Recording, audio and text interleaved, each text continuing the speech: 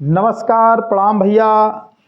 उम्मीद और विश्वास है कि आप स्वस्थ होंगे, मस्त होंगे, आपके आसपास के लोग स्वस्थ होंगे, मस्त होंगे। लेकिन सरकारी विभाग का जो आपके क्षेत्र में काम हो रहा होगा वो मस्त नहीं होगा।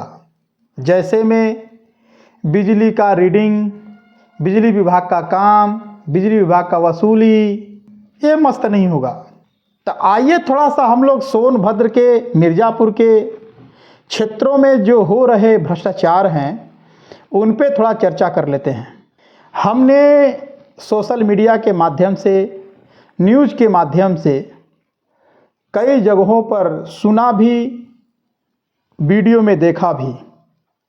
पता लगता है कि आपके क्षेत्र में जब ट्रांसफार्मर जल जाता है वो तो निःशुल्क लगता है, लेकिन क्षेत्र के जेई, बिजली विभाग के अधिकारी, कुछ प्राइवेट कर्मचारी मिल कर के 20,000, 15,000, 10,000 पैसे वसूल लेते हैं तो 4-5 दिन में ट्रांसफार्मर लगता है।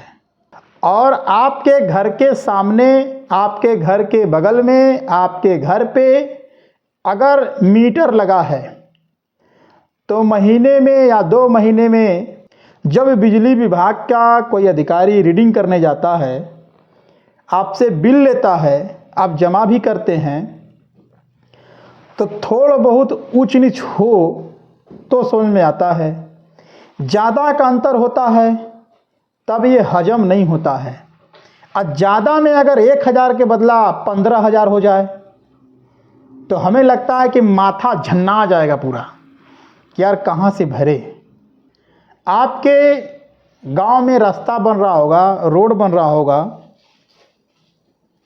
तो जैसे लगता है कि नई नवेली दुल्हन को मेकअप दे करके, लगा करके पेश कर दिया जाता है, वैसे ही आपके पड़ोस के चक्रोट को भी तेल पानी अलकतरा मार करके चमका दिया जाता है, जो 1 से 1.5 महीने में रोड उखड़ने लगता है, दबने लगता है। आपके क्षेत्र में विद्यालय होगा, प्राइमरी स्कूल, कुछ तो माँ बाप लापरवाही करते हैं, कुछ टीचर लापरवाही करते हैं। कुछ माँ बाप एक्टिव हो पढ़ाने के लिए, तो कुछ टीचर हैं आएंगे नहीं आएंगे। विद्यालय में प्राइवेट टीचर रख दिए हैं, वो घर पे रहेंगे, उनको 10,000 सैलरी बांध देते हैं। तो मेरे कहने का मतलब है, अगर आप धारा के साथ बह सकते हैं तो आप जिंदा नहीं हैं।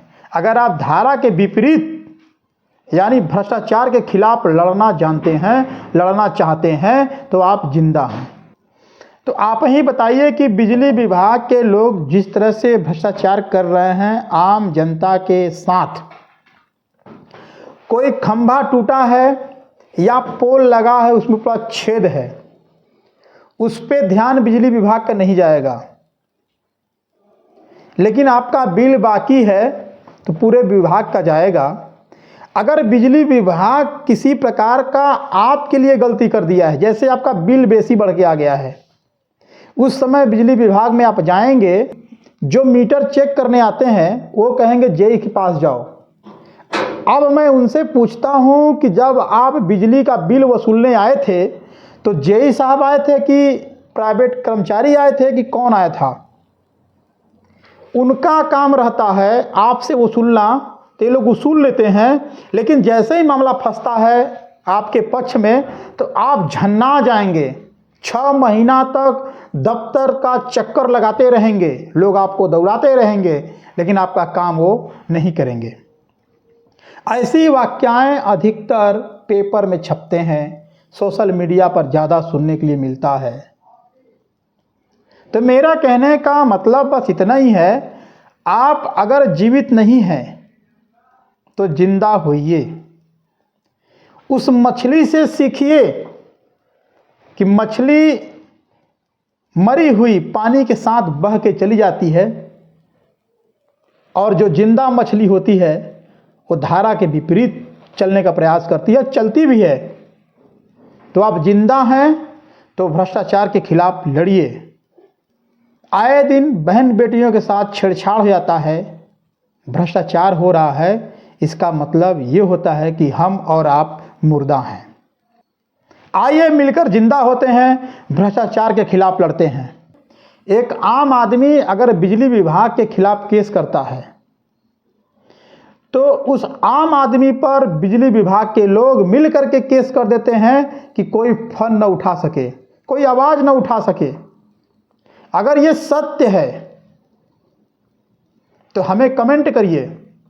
आइए मिल करके जिले में एक मिसाल कायम करते हैं और दिखाते हैं कि हम मरे हुए नहीं हैं, जिंदा हैं, जो तुम्हारे भ्रष्टाचार के खिलाफ लड़ेंगे।